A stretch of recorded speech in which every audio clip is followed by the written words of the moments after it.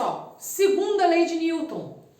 Bom, primeiramente, observem a imagem, muito comum a gente aqui de Paranaguá, né? Reparem que aqui é uma locomotiva, né?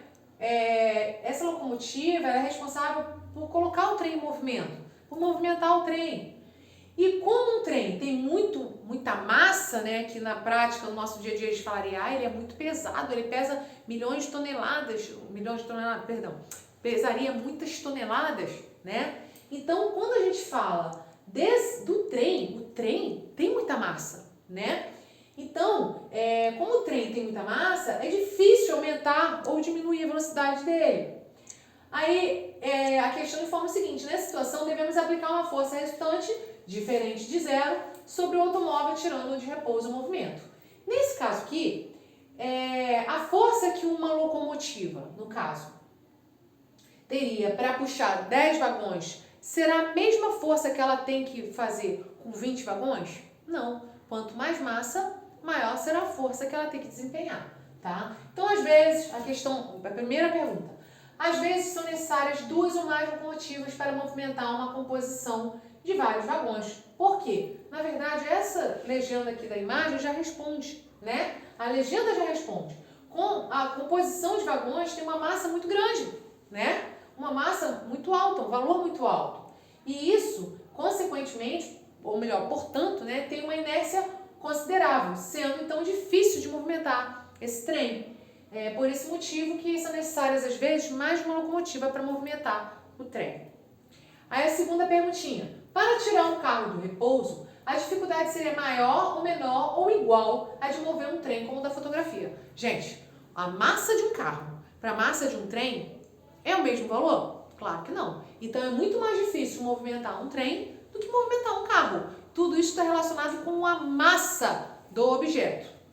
Terceira questão. Suponha que uma locomotiva com um único motor puxe 10 vagões. Se 2 motores idênticos puxassem os 10 vagões, o que aconteceria com o movimento?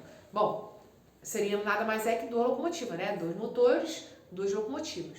Se uma locomotiva puxa 10 vagões, quando eu coloco outra locomotiva com o mesmo motor, eu vou dobrar a força que vai desempenhar ali. Ou seja, a força que puxa esses vagões seria dobrada, né? E aí aumenta a força resultante que atua, então, sobre o trem. Bem, já que a gente está falando de força que atua sobre o trem, muda a velocidade, diminui a velocidade, aumenta a velocidade, então vamos entrar nesse assunto, velocidade. A velocidade também é relacionada à força, né? Então, rapidez com que a velocidade aumentada ou diminuída é o que chamamos de aceleração. Então, vamos lá. Seu pai vai dirigir o carro da família de vocês. Então, você fala assim, ai pai, corre mais. Aí ele vai perguntar para você, você quer que eu acelere? Bem, quando ele for acelerar, automaticamente o carro vai aumentar a sua velocidade, tá? Então, a aceleração nada mais é que o aumento da velocidade. Pergunta, e quando ele freia, isso é uma aceleração? Já iremos responder já, tá? Então, a rapidez com que a velocidade é aumentada ou diminuída é o que chamamos de aceleração. Então, se eu aumento a velocidade ou se eu diminuo a velocidade, é uma aceleração, ok? Então, assim, se a velocidade aumenta ou diminui muito rápido, é porque a aceleração tem um valor grande. Bem, acelerar e frear são a mesma coisa? Bem, no nosso dia a dia, né, a gente fala acelerar não é a mesma coisa que frear. No nosso dia a dia, nós não temos essa visão, esse entendimento. Mas nas ciências, tanto frear quanto acelerar tem o mesmo sentido, porque todos os dois alteram a velocidade. Se você acelera, você aumenta a velocidade. Se você freia, você diminui a velocidade. E qual é a definição de aceleração? A alteração de velocidade. Então, frear e acelerar é um processo de aceleração, ok? Então, nas ciências, acelerar significa apenas alterar a velocidade. Não importa se é para mais, que é o que a gente chamaria de aceleração do carro, aumentando a velocidade, ou se é para menos. Você freando diminui a velocidade. Todos dois é um processo de alterar a velocidade. Então, ao pisar no pedal de freio, queremos diminuir o movimento do carro, o que também altera a sua velocidade. Logo, para o rigor científico, frear também também é uma forma de aceleração. Bem, então empurrar algo com mais força implica um aumento da sua velocidade. Então, quanto maior a força resultante aplicada sobre o corpo, maior a aceleração apresentada por ele. Aí ele deu um exemplo aqui de um rapaz empurrando um carrinho de mercado. Repare, a força resultante terá um vetor, né, uma intensidade, e será o mesmo valor da aceleração, né? Os vetores representam essa força resultante e a aceleração do carrinho. Esse vetor representa a força resultante e esse vetor define a aceleração. Como a força resultante e a aceleração dobram, automaticamente a aceleração também. Se a força resultante dobrar, a aceleração também dobrará. Se a força resultante triplicar, a aceleração também triplicará. Professor, isso sempre vai acontecer? Não. Se você aumentar a massa aqui dentro, vai fazer com que o carrinho fique mais pesado. Aí esses valores vão mudar, tá? A gente vai falar isso também mais pra frente. Bem, reparem, já que a gente está falando de aceleração, reparem só essa imagem. O que mostra essa imagem? Todos os automóveis são parados num ponto, num semáforo, né? No semáforo, ao abrir o semáforo, quem vocês acham que vai conseguir sair primeiro dali? O ônibus, o carro, a moto e imaginem que aqui tem um caminhão. Quem é que vai conseguir acelerar e sair mais rápido? O ônibus, o carro, a moto. Na prática, no nosso dia a dia, a gente vê que a moto sempre sai mais rápido. E em seguida, quem sairia depois? O carro. E depois, o ônibus. E se tivesse um caminhão aqui com maior massa do que o ônibus, por último seria o caminhão, tá? Então, a tendência é aquele que tem menos massa conseguir a sua aceleração. É mais fácil ele acelerar, tá? Então, a moto vai acelerar mais fácil do que o carro vai acelerar mais fácil que o ônibus e assim por diante, de acordo com o valor da massa, ok? Para uma mesma força, quanto maior a massa, menor é a aceleração, pois é mais difícil alterar seu movimento. E aí, gente, a gente lembra lá do carrinho de mercado que eu dei o exemplo anteriormente, né? Quando você aumenta a massa, você diminui a aceleração dele, tá? Então, é muito mais difícil alterar o movimento quando a massa é maior. Assim, para uma mesma força realizada, se a massa dobra, a aceleração reduz pela metade. E aí está o exemplo do carrinho que a gente falou anteriormente. Repare, força resultante e aceleração. Normal? A partir do momento que ele dobra a massa, eu reduzo o valor da aceleração pela metade. Se eu triplico o valor da massa, a aceleração é a terça parte, ok? Então, quando a gente fala disso, a gente está falando basicamente de uma formulazinha muito usada. Vocês vão ver que é a formulazinha que, inclusive, a gente usa quando a gente for abordar o nosso peso, né? O peso, lembra que eu falei que quando a gente fala eu vou me pesar, na verdade, você não vai se pesar, você vai ver a sua massa. Peso seria você multiplicar a sua massa vezes a gravidade do planeta Terra, tá? Que nada mais é que isso daqui. Força resultante é igual a massa vezes a aceleração da gravidade. Aqui está escrito aceleração, mas seria a aceleração da gravidade, ok? Então, vamos lá. Entendendo isso daqui, vocês já conseguem entender melhor a fórmula. E aí, vocês compreendem o seguinte: nós estamos falando de força resultante desde quando a gente abordou lá o exemplo de duas forças atuarem no mesmo sentido, forças atuarem em sentidos opostos. Lembrando, retomando esse conceito, forças atuando no mesmo sentido. Podemos dar o exemplo de duas pessoas empurrando o carro. O carro que teve uma pane, né, mecânica, e aí duas pessoas estão empurrando o carro. Todas essas duas pessoas estão empurrando o carro para o mesmo sentido, tá? Nesse caso, a gente soma as forças. O resultado dessa força será o que a gente chama de força resultante. Agora, no cabo de guerra que a gente também exemplificou anteriormente, são forças em sentidos opostos. Então, essa força resultante será a força 1 menos a força 2. O resultado? Força resultante. E aqui, a força resultante nesse caso será a massa ocupada, que a gente deu o exemplo do carrinho de mercado, carrinho cheio, né? Que a gente quando vai ao mercado, a tendência, você fica muito feliz se você conseguir encher o seu carrinho. Você não pega um carrinho de mercado se você vai comprar pouca coisa, né? A lógica é essa. Então, se você pega um carrinho de mercado, é porque você vai encher ele. Então, vai aumentar a massa dele. Quando você aumenta a massa, você consegue empurrar o carrinho com a mesma, desempenhando o mesmo movimento, a mesma força de movimento de como ele estava vazio? Lógico que não, tá? Exatamente por esse processo. Se você aumenta a massa, você diminui a aceleração, tá? Como que a gente consegue calcular isso daí? Força resultante igual a massa vezes a aceleração. Então, a força resultante, ela é dada em newtons. Vocês já aprenderam, representado pela letra N, de newtons. Lembrando, esse N é maiúsculo, ok? Já a massa é representada por quilos. A sigla de quilos é, no caso quilogramas, é kg. K maiúsculo, G minúsculo. E a aceleração é a unidade medida. A unidade internacional, a medida internacional de unidades é um pouco diferente do que vocês vêm trabalhando até agora. A aceleração, o resultado será em metros por segundo ao quadrado. Representada dessa forma aqui, ó, m/s com 2i em cima. Isso aqui significa metros por segundo ao quadrado. É uma fração m-s elevado a 2, ok?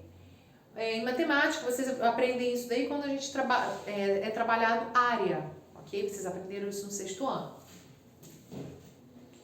E, continuando aí a terceira lei de Newton.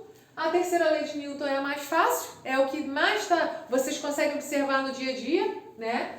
É o princípio da ação e da reação. É o toma lá da cá. Lembram disso? Então, aí ele dá um exemplo. Ao empurrar uma parede estando sobre um skate ou sobre patins, por exemplo, você próprio é empurrado para trás. Ou seja, você empurrou a parede, que é a ação. Eu estou de patins ou skate? Patins e skate tem roda? Se você empurra a parede, é a parede que vai se mexer? Não, vai ser você. Então, a ação é você se empurrar. E a reação é você ser empurrado, tá? Ou seja, você empurrou a parede, ação. Mas a parede também o empurrou, reação. Princípio da terceira lei de Newton é o toma lá, da cá, ok? Mais fácil de vocês lembrarem. Aí ele demonstra aqui um exemplo da atuação dos bombeiros, quando eles usam, né, a mangueira para combater o incêndio. Vocês não veem só um bombeiro segurando a mangueira, porque senão ele iria ser ricocheteado por tudo quanto é canto. A água passa ali exercendo uma força muito grande, tá? Então é necessário mais de um bombeiro segurando a mangueira, ok? Aí ele pergunta o seguinte, você sabe por que são necessários vários bombeiros? Eu já até respondi, né? Sim, a água provoca uma força no sentido contrário ao movimento. É a força relacionada à terceira lei de Newton, ok? A água vai para um lado e a mangueira é agitada para o outro. A ação, a água saindo numa direção e a mangueira indo em outra direção é a reação, ok? Segunda, o que aconteceria com a mangueira se os bombeiros a soltassem? Essa mangueira ia ricochetear, tá? Ricochetearia e iria se chocar com tudo que tivesse ao redor, né? E geralmente, se tiver pessoas ali, vai machucar muito feio as pessoas que estiverem ao redor, né? E a terceira, o que aconteceria se ao utilizar a mangueira, os bombeiros estivessem em uma superfície extremamente lisa e sem lugar para se segurar ou se apoiar? Iria acontecer mais ou menos o que a gente falou do patins, né? Do patins, do skate. Se a superfície é muito lisa, automaticamente eles iriam deslizar, a água sairia para um lado e os bombeiros iriam deslizar sentido contrário, ok? Bem, princípio da ação e da reação, vocês já viram o processo, ela está descrito na terceira lei de Newton, e o enunciado correto para esse princípio é: para toda ação sobre o corpo, há uma reação do mesmo valor, ou seja, a mesma intensidade, mas em sentido contrário aplicada no outro corpo. Grave bem isso daqui. Para toda ação sobre o corpo, há uma reação do mesmo valor. É o mesmo valor, é a mesma intensidade. A força com que a água é lançada é a mesma intensidade da qual a mangueira vai ser lançada para o sentido inverso, tá? Em sentido contrário, aplicado em outro corpo. Agora, características básicas do princípio da lei da ação e reação. As forças de ação e reação, elas não se anulam, apesar de terem o mesmo valor de intensidade, porque elas são aplicadas em corpos diferentes. Eles apresentam a mesma intensidade, eles têm sentidos opostos, atuam concomitantemente, ou seja, ao mesmo tempo, isto é, pelo mesmo intervalo de tempo. Agora, resumindo, revisando o que a gente falou, primeira lei de Newton, basicamente se a força resultante é nula, o corpo está em repouso ou em movimento com velocidade constante. É o princípio da inércia. Segunda lei, se a força resultante é diferente de zero, ela provoca uma aceleração no corpo. Força resultante é igual a massa vezes aceleração. Essa é a fórmula da segunda lei de Newton. Terceira lei, as forças aparecem em pares, mas agem em corpos diferentes. Princípio da ação e da reação. Galerinha, eu trouxe um microvídeo de novo para vocês verem um exemplo da lei do princípio da ação e da reação, tá? É a lei da ação e da reação. E se chama foguete de balão.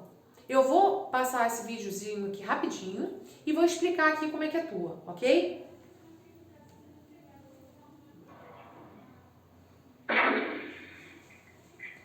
Bom, isso aqui é simples de fazer. Você consegue fazer em casa se quiser testar. Nada mais é que barbante, bexiga, canudo e um pregador. E fita, né? E fita para colar aqui. O que vocês vão fazer? Vocês vão pegar 1 metro, 2 metros, o tamanho que vocês quiserem, de barbante. Vão passar esse barbante por dentro do canudo. Esse canudo, vocês vão colar na bexiga já. Você vai enchê-la, mas não vai dar nó, tá? Você coloca o pregador aqui na ponta.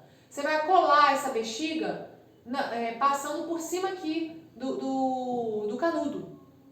E aí, quando você soltar aqui o pregador, essa bexiga vai sair o ar todinho pela extremidade da bexiga. Quando ela libera esse ar no sentido da direita, a bexiga é lançada para o sentido da esquerda. Ação e reação, tá? O corpo, elas estão em sentidos contrários com a mesma intensidade, ok? Galera, para a gente poder fechar isso daqui e vocês compreenderem melhor, eu vou dar continuidade nesse mesmo vídeo, tá? Então vamos falar rapidamente sobre descobertas científicas. Primeiramente, aqui tem uma charge demonstrando uma menina que foi ligar a mangueira e aí a força da qual a água passou pela mangueira foi tão grande que ela foi lançada em sentido contrário. Gente, nessa charge aqui ele demonstra as 3 leis. Reparem, a menina estava segurando, ela foi lançada em sentido contrário. Lei da ação e reação. O óculos e o tênis ficou. Bom, por que ele ficou? Porque se a menina estava em repouso, os corpos tendem a permanecer em repouso. Então, tudo da qual ela estava utilizando ficou. Só ela que foi lançada. Por que só ela que foi lançada? Porque era ela que estava segurando a mangueira. Tudo que estava colocado nela ficou, ok? Tudo não, né? Porque um dos tênis foi junto com ela. E a segunda lei de Newton também é abordada. Reparem, os óculos e os calçados do personagem permaneceram no lugar, que é referente à inércia, primeira lei de Newton, mas ela teve seu estado de repouso mudado para um movimento acelerado, para trás, segunda lei de Newton. Isso ocorreu porque a mangueira empurrou a água para frente, e a água empurrou a mangueira e o personagem que segurava para trás está relacionado à ação e reação, terceira lei de Newton. Agora, detalhe, nas ciências, descobrir algo não significa que antes isso não existia. Significa apenas que isso passou a ser descrito de uma maneira nova. O que significa isso? Vamos lá. Isaac Newton descobriu tudo isso? Não foi ele sozinho, né? Foi Galileu Galilei também nessa jogada e outros pesquisadores também que vocês vão entender isso melhor nos próximos anos. Mas se Newton não tivesse descrito isso, porque existia gravidade, gente, já existia. Só que ele conseguiu perceber isso. Se Isaac Newton não tivesse existido, nem Galileu, nem Galilei, nem ninguém, e a gente não soubesse dessas leis, isso aí ia deixar de acontecer por causa do não descobrimento? Não, gente. Então, quando a gente fala que na ciência descobrir algo não significa que isso não existia antes, ok? Bem, Newton, no caso, ele ajudou o desenvolvimento científico, mas temos que lembrar que apenas na ciência não envolve somente um pesquisador, tá? vocês viram que nesse livro, no caso, ele falou também de Galileu Galilei, mas tem livros que só foca Newton. E na área da pesquisa, sempre envolve muitos pesquisadores no contexto, tá? Então, Newton ajudou no desenvolvimento científico, mas lembrar apenas do seu nome é ignorar que as ciências são feitas coletivamente, ou seja, várias pessoas, envolvendo muitas pessoas em muitos países e frequentemente em desenvolvimentos que se estendem por muito tempo.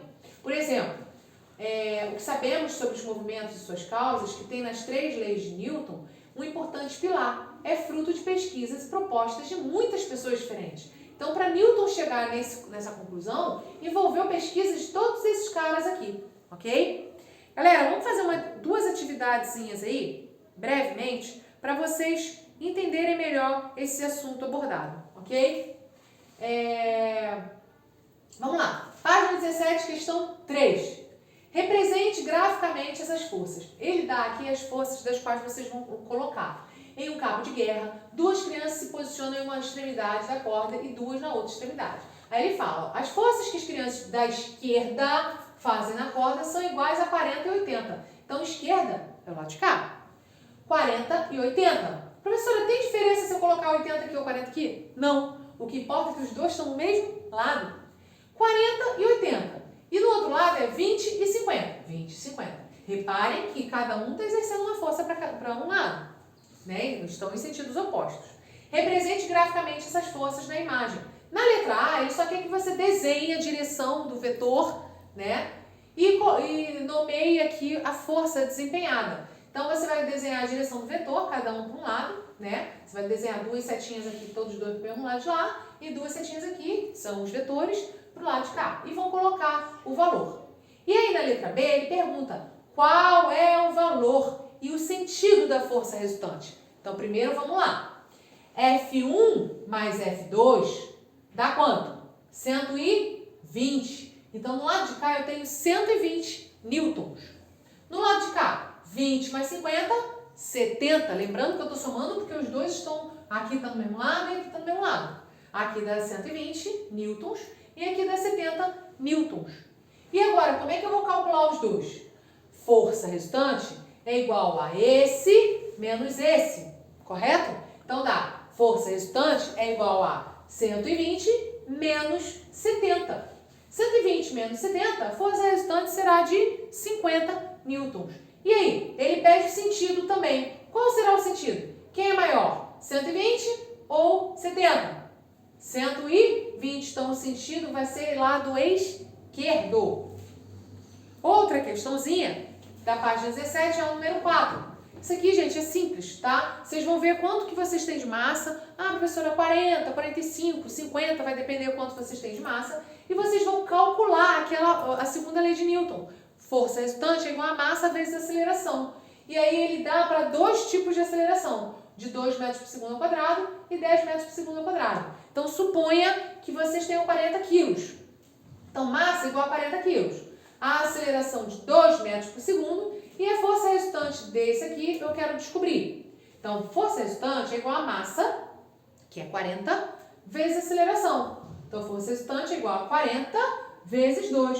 40 vezes 2 é igual a 80 newtons. Agora, vamos calcular para a aceleração de 10.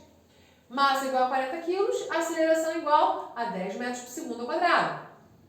Força resultante é o que eu quero descobrir. Gente, vocês anotarem esses tópicos aqui, que é o que a questão informa, é muito importante para vocês não se perderem, tá? Repare que tanto aqui quanto aqui eu anotei. E agora eu vou calcular. Força resultante de B, que é o segundo valor, é igual a massa vezes aceleração. Massa, 40. Aceleração, 10. Então, agora eu consigo calcular. Força resultante é igual a 40 vezes 10. Quanto que dá? Força resultante é igual a 400 newtons. Então, para a aceleração de 2 metros por segundo ao quadrado, eu tenho uma força resultante de 80 newtons. E para uma aceleração de 10 metros por segundo ao quadrado, eu tenho uma força resultante de 400 newtons. E a última aí que eu vou trabalhar com vocês é a questão 5. Também já foi trabalhado na explicação, hein? Reparem, ele dá 3 forças. A atuação da força 1, força 2 e força 3. F1, ele fala que é 20 newtons. F2, ele fala que é 30 newtons. E F3, 40 newtons. Reparem, tanto F2 quanto F1 está no mesmo sentido. Então, eu vou somar 20 mais 30, 50. 40 newtons está ao contrário. Então, eu vou pegar os 50 que somei aqui e vou diminuir de 40. 50 menos 40, 10. Então, a força resultante nesse caso será igual a 10 newtons. Para qual lado? Para cá ou para cá? Quem vai ser maior? 20 mais 30 é igual a 50. Quem é maior? 40 ou 50? 50. Então, o sentido vai ser do lado direito. A aceleração, como é que eu vou descobrir? Bom, galera, eu já sei a força resultante, que é 10. Já sei também a massa, que é 2 quilos. Quem falta eu descobrir? A aceleração. Então, você vai colocar lá a fórmula. Força resultante é igual a massa vezes aceleração. Substituindo os valores, força resultante, no caso é 10, então vai ficar 10 igual a 2 vezes A, que é o que eu quero descobrir. 10 igual a 2 vezes, calculando 2 vezes, tá? O resultado será da aceleração igual a 5 metros por segundo ao quadrado. Então, galera, vocês viram que é bem tranquilo. As de cálculo, basicamente, eu já fiz aqui com vocês. É só vocês prestarem atenção. Tem dúvida, rever o vídeo para conseguir fazer direitinho. Vocês vão fazer a atividade da página 12, que é o Fazendo Ciência. Aqui eu botei os vídeos aqui para vocês entenderem. Mas se quiserem fazer em casa para ver na prática como é que acontece, é simples. Os materiais também são simples. Página 17 e 18 do livro didático e página 6 até a 9 do seu livro de atividades. A gente encerra por aqui. Até a próxima aula.